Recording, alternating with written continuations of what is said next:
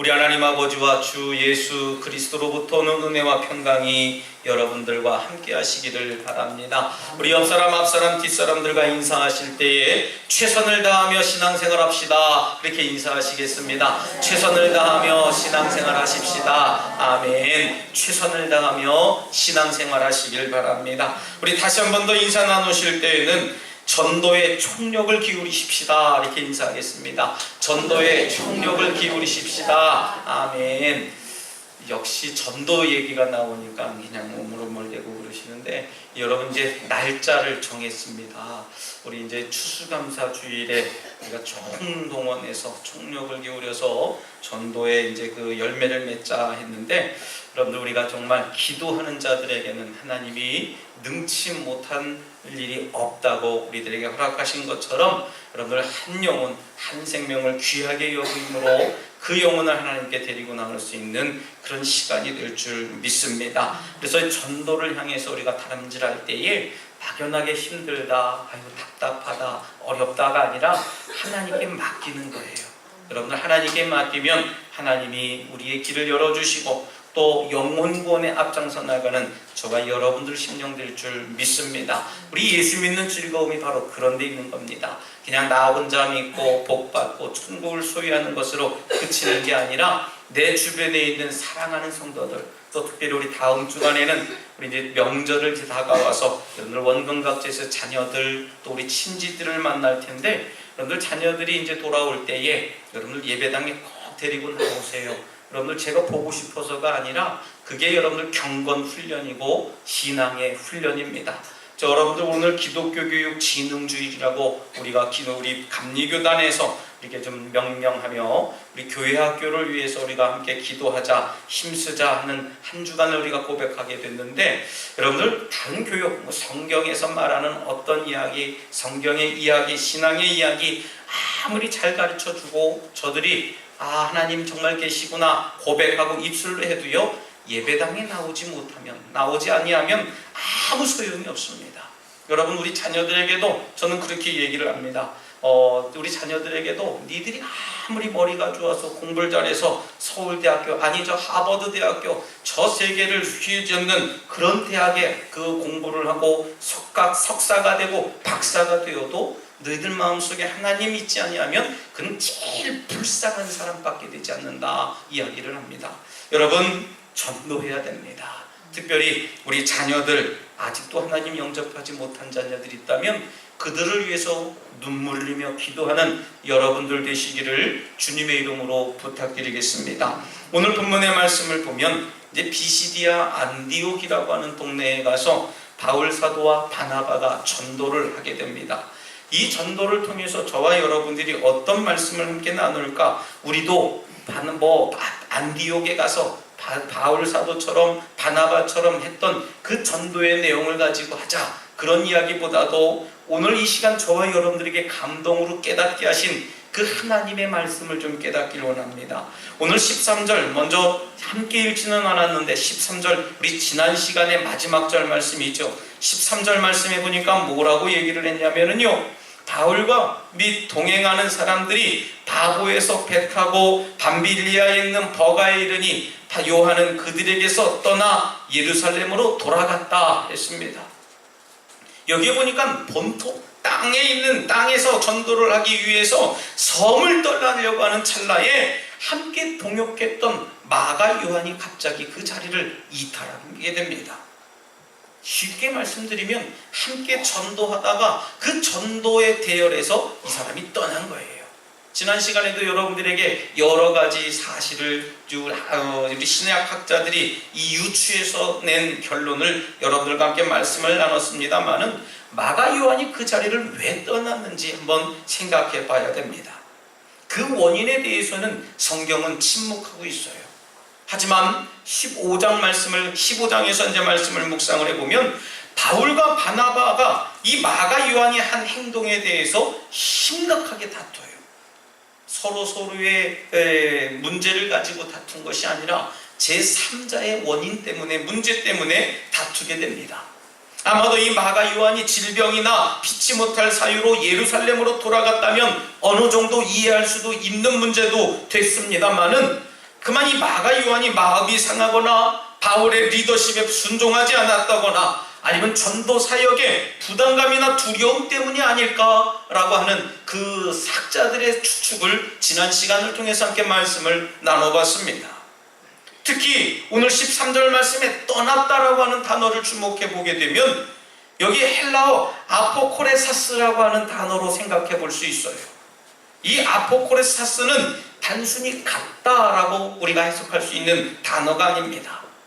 갔다라고 하는 단어를 뛰어넘어서 그 자리를 박차고 떠나버렸다라고 하는 의미를 내포하고 있는 거예요. 우리 한글에서도 갔습니다, 가버렸습니다, 아니면 떠났습니다, 여러 가지 단어로 우리가 형태를 알아볼 수 있습니다만은 이 떠나다라고 하는 이 단어를 쓴 아포크레사스라고 하는 이 단어는 그만 우리가 갔다라고 하는 단어에서 그냥 자기의 의지에 의해서 나 당신들 싫으니까 결별하면서 떠났습니다 라고 하는 그 뜻이 내포되어져 있는 단어라고 어휘는 이야기합니다. 이 사람들의 동역에 심각한 결혼이 생깁니다.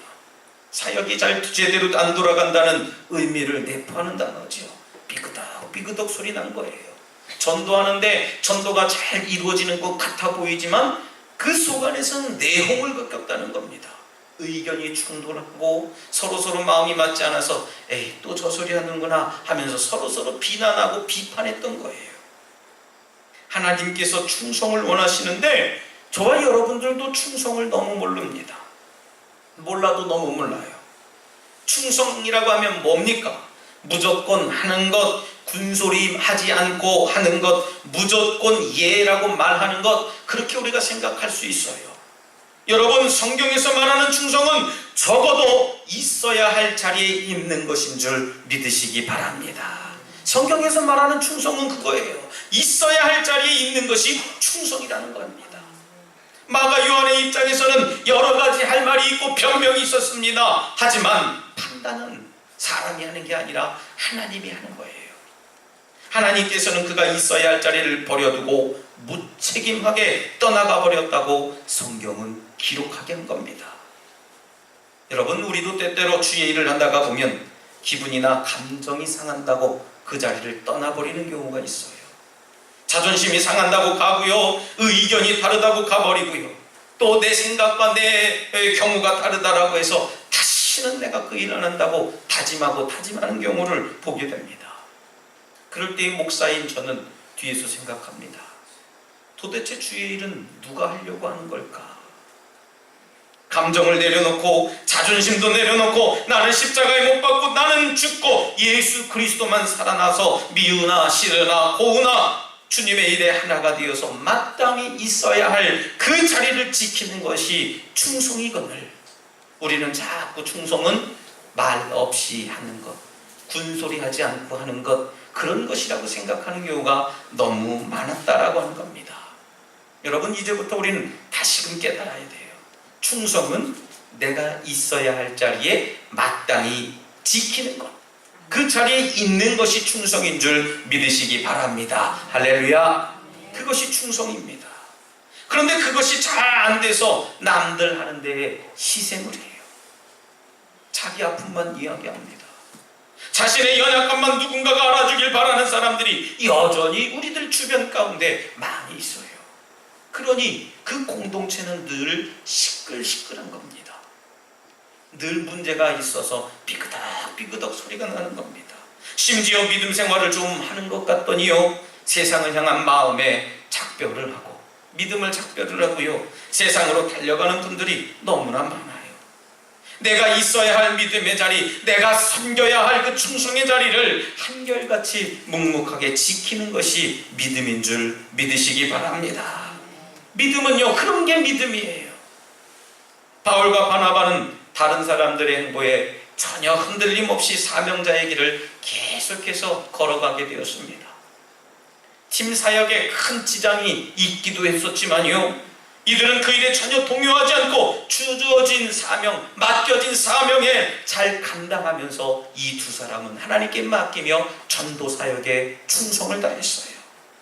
그것이 바로 믿음이고 그것이 바로 순종이라고 하는 겁니다. 여러분, 안 하거나 못하는 사람들로 인해서 불평하지 마시길 바랍니다. 내가 있어야 할 자리는 충성하는 것이 하나님을 기쁘시게 하는 거예요. 믿습니까? 저 사람은 안 하는데요, 나만 열심히 한다고 되나요? 저 사람은 늘 저런데요, 나는 이렇게 합니다. 여러분, 비교하지 마세요. 비교는요, 내가 잘 못할 때 비교하는 거예요. 마가 요한으로 인해서 바나바와 바울은 심히 다툰 다음에 피차 갈라지게 돼요.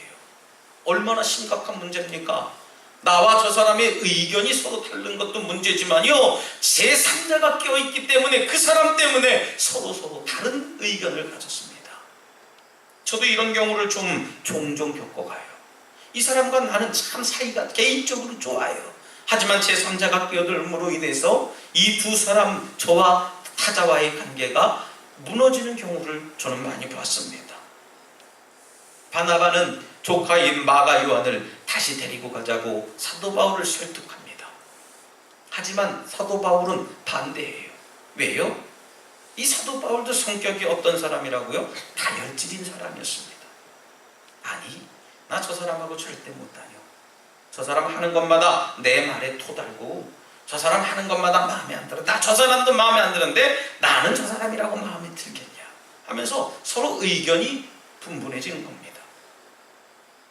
여러분, 우리도 주의를 감당하다 보면은요, 내 마음과 맞지 않아서 또 누군가의 말 한마디 때문에 상처받고 또 원치 않게 상처를 주게 됩니다.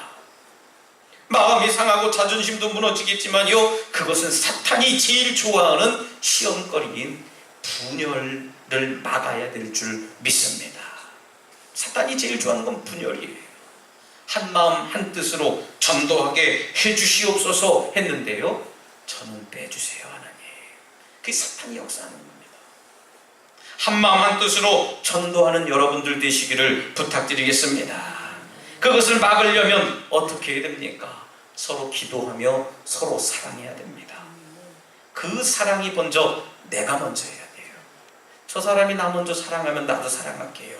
그건 누구나 할 수 있어요. 내가 먼저 손 내밀고, 내가 먼저 화해하고, 내가 먼저 용서 구하고, 내가 먼저 대화를 걸고, 내가 먼저 전화하는 겁니다. 그런데 어떻습니까? 내 마음이 상하면 누군가에게 전화를 해요. 그리고 하소연 아닌 헌담을 열심히 합니다. 그러면 그 상대가요, 그 얘기를 듣고 맞장구를 쳐줍니다. 바로 비로소 죄의 한 쌍을 이루어낸 거예요. 여러분, 오늘도 사도 바울은 그렇게 하지 않습니다. 비록 마음이 달랐고 의견이 일치하지는 않았지만 삶의 마지막 순간에 마가 요한을 그토록 보고 싶어하고 화해하길 원했어요. 그것을 어떻게 하냐고요? 제가 사도 바울을 꿈속에서 만나서 물어봤냐고요? 아니요. 성경에 답을 하고 있습니다. 골로새서 4장 10절 말씀에 나와 함께 갇힌 바나바의 생질 마가를 이야기합니다. 그리고 디모데후서를 통해서 마가 요한을 데리고 와달라고 디모데에게 부탁을 해요. 디모데후서 4장 11절에 뭐라고 얘기를 합니까? 네가 올 때에 마가를 데려와라. 그가 나의 일에 유익하니라 라고 고백을 하는 모습을 봅니다. 여러분, 혹시 우리가 주의를 감당하다 보면 원치 않게 관계가 불편해지는 사람들이 반드시 있을 겁니다. 그때 화해하고 복음을 위해 다시 협력하시기를 주님의 이름으로 부탁드리겠습니다. 그것이 바로 예수님을 믿는 사람들의 자세예요. 교회에서는 화해하고 함께 일하는 것 같지만요, 밖으로 나가서는 서로 으르렁대고 서로 비웃고 험담한다면 그것은 사탄이 가장 좋아하는 일을 우리가 감당하고 있는 겁니다. 여러분, 먼저 연락하고 용서를 구하고 함께 기도하시기 바랍니다. 좋은 동역자가 생길 거예요. 여러분, 전도는 뭐라고 생각하십니까? 이렇게 물으신다면 여러분 뭐라고 대답하시겠어요? 전도가 뭡니까? 그냥 무작정 안 믿는 사람들에게 가서 예수를 믿으세요, 예수 믿고 천국 갑시다, 또 예수 믿고 구원 받으십시다, 그렇게 얘기하는 거라고 있을 분들이 계시겠습니다만은 여러분, 그것만이 전도가 아니죠. 전도는 예수 그리스도를 정확하게 아는 데부터 출발해야 됩니다. 하나님께서 성경에 약속하신 구세주가 바로 메시아다, 그 메시아가 바로 예수 그리스도이심을 정확하게 알고 선포하는 것이 전도입니다. 그 삶을 살아가는 것이 전도자의 삶을 살아가는 거예요. 목회자만 그렇게 살아가야 된다고요? 아니, 절대 그렇지 않습니다. 반대와 핍박에도 불구하고요, 담대하게 복음을 외치는 것이 전도인 줄 믿으시기 바랍니다. 그렇기 때문에 여러분들이 이 시간 졸아도 저는 복음을 선포하는 거예요.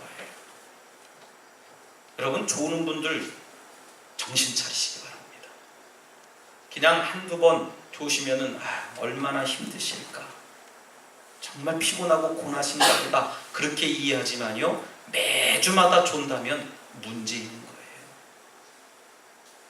신중하게 생각하시고 복음 들으시길 바랍니다.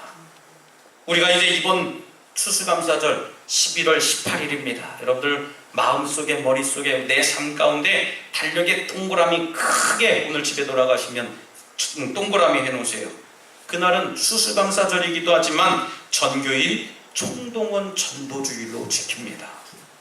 무작정 우리 전도 대상자들에게 이 교회에 나오세요만 하지 마시고요, 효과적으로 우리가 전도해야 됩니다. 물론 그 하루만 나오는 것도 큰 일이에요. 마음을 열고 예배당 문을 열고 들어오는 그 자체만으로도 얼마나 훌륭하고 중요한 일이겠습니까? 하지만 여러분, 기왕에 나오는 거 무슨 일로 나와 있는지 알아야 될 거 아니겠습니까? 저는 가만히 곰곰 생각하면서 지난주에 기획위원회를 마치고 이 총동원 전도주일에 어떻게 여러분들에게 광고를 드리고 메시지를 전할까 생각을 좀 해봤어요. 가만히 앉아있는데 옛날 몇 년 전에 드라마를 했던 그 드라마 가사, 드라마에서 나왔던 그 대사가 좀 생각이 났어요. 어떤 대사냐 하면, 이것이 최선입니까? 확실해요? 사실이야? 그렇게 하는 거예요. 저희 집에서도 저희 꼬맹이들한테 제가 늘 묻습니다. 아빠, 뭐 이렇게 했어요? 그러면 사실이야? 그러면 네, 사실이야? 그러면 네, 사실을 제가 몇 번을 물어봐요. 여러분, 이 대사를 좀 신중하게 좀 생각해 봐야 됩니다. 여러분들이 하고 있는 지금 전도 생활 최선입니까? 확실해요? 여러분, 바울의 일행은 이웃마을에 가서 전도하는 것이 아닙니다. 구브로에 가서 버가까지 가고요, 버가에서 비시디아 안디옥까지 불과 몇 킬로미터였냐면 480km였습니다. 우리나라 지도를 펴놓고 보면요, 서울에서 거의 부산까지 거리예요. 자동차를 타고 갔다고요? 요즘 나오는 시꺼먼 에쿠스 까만 차를 타고 다녔다고요? 절대 아닙니다. 요즘 뭐 프리미엄 VIP 고속버스가 발달됐대요. 그래서 45인승 버스에 15명인가 20명밖에 안 탄답니다. 의자를 뒤로 제끼면요, 침대 같대요. 얼마나 편한지 모른답니다. 여러분, 그런 고속버스를 타고서 전도를 다녔습니까? 아니요. 배를 탔습니다. 배도 오늘날 우리 덕적도에 들어오는 코리아나 킹, 아주 소음도 없고 쫙 빠져나가듯이 그런 배가 아닙니다. 아마 여러분들 60년대에 목선을 타고 다녔던, 여기에 앉아있으면 눈을 뜨고 일어나면 여기 앉아있고, 저기에서 누워있으면 눈 뜨고 내릴 쯤 돼보면 내 짐은 어디로 갔는지 못 찾는 그런 배보다 더 험한 배를 타고 다녔습니다. 말을 탔어요. 말 안장이 있어서 요즘 말 승마하는 사람들처럼 편안하게 운동하는 것처럼 다녔다고요? 아니요. 10km만 말이 달려도요, 엉덩이에 뿔 날 정도로 아파요. 또 걸어서 다녔습니다. 요즘 여러분들 신발처럼 뭐 말랑말랑하고 고무가 잘 돼 있고 그랬다고요? 아니요. 가죽 신발을 신고 다녔습니다. 샌들을 신었어요. 그것을 가지고 오늘날 고속도로처럼 잘 깔려져 있는 아스콘, 그런 아스팔트 길을 걸었습니까? 아니요. 돌짝밭길을 걸어갔습니다. 아마 우리 같았으면요, 며칠 못하고 낙오하거나 포기했을 거예요. 그러고 말하겠지요. 내 다시는 전도 하나 봐라. 전도 안 할 거예요. 특히 비시디아 안디옥이 위치한 그 터키라고 하는 도시는요, 해발 1000m입니다. 우리나라 대관령에서 있는 것보다 더 높은 위치입니다. 그 도시로 가는 길에 악명 깊은 코로스강이라고 하는 그 강을 겁니다. 그래서 고린도후서 11장에는 뭐라고 얘기를 합니까? 강도의 위험을 언급한 아주 악명 높은 곳이 그곳이에요. 그야말로 산 넘고 물 건너 바다 건너서 강도의 위험 앞에 물질과 생명까지 걸고 복음을 외친 겁니다. 할렐루야. 복음은 그렇게 외친 겁니다. 전도 조금 하고 많이 한 것처럼 자만하고 힘들다고 말하지 마세요. 억지로 해놓고 자원한 것처럼 으시대지도 마세요. 우리가 해야 할 전도는요, 최선을 다하는 전도인 줄 믿으시기 바랍니다. 할렐루야. 최선을 다해야 돼요. 그리고 영생을 얻기에 합당하지 않은 사람들에게 미련을 주면 안 된다는 것을 오늘 본문을 통해서 우리가 깨닫게 됩니다. 오늘 44절에 온 안디옥 시민들이 나와서 하나님의 말씀을 기대하고 사모해서 들었다고 했습니다. 들었더니 어땠습니까? 모두 다 모여서 하나님의 말씀을 들었더니 마음이 감동이 되고, 아, 정말 주는 그리스도시고 살아계신 하나님의 아들이구나 라고 깨닫게 되었어요. 그랬더니 그 옆에 있는 유대인들이 어떤 반응을 보입니까? 놀라서 시기합니다. 그래서 전도자 바울과 바나바를 박해하기 시작했습니다. 비방했어요. 방해했습니다. 복음을 방해했어요. 이때 바울 사도는 유대인들을 떠나서 차라리 내가 이방인들에게 가야 되겠다는 이유를 얘기합니다. 영생을 얻기에 합당하지 않은 자로 자처하긴 저 사람들 때문에 내가 이들에게 시간과 에너지를 낭비할 필요가 없지 않느냐 외쳤습니다. 오늘 48절 말씀해 보니까 오히려 이방인들이 복음을 듣고 기뻐하며 구원을 받았다고 기록했습니다. 여러분, 우리가 복음을 들고 바깥으로 나아갈 때에 하나님께서는 우리에게 전도 대상자들을 친히 예비하시는 줄 믿습니다. 그래서 우리가 예배마다 드릴 때, 전도자를 위한 기도 드릴 때 3번이 뭡니까? 하나님, 오늘도 전도 대상자들을 만나게 해주시옵소서. 아멘.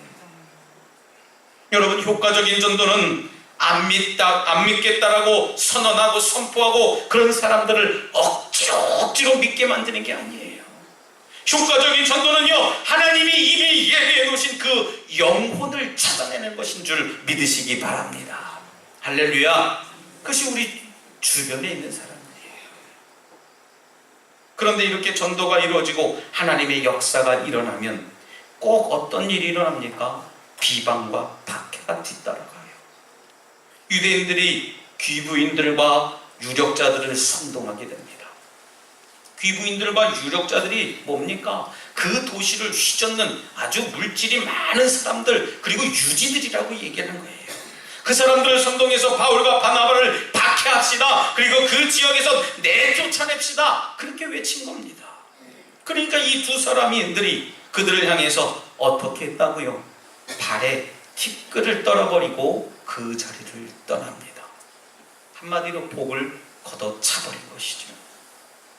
안디옥을 떠나서 이고니온으로 가게 됩니다. 여러분, 극심한 박해와 낙심이 있었지만 이들 가운데는 전도 못하겠네, 포기하지 않았어요. 오히려 다른 곳을 향해서 복음 전도를 감당했습니다.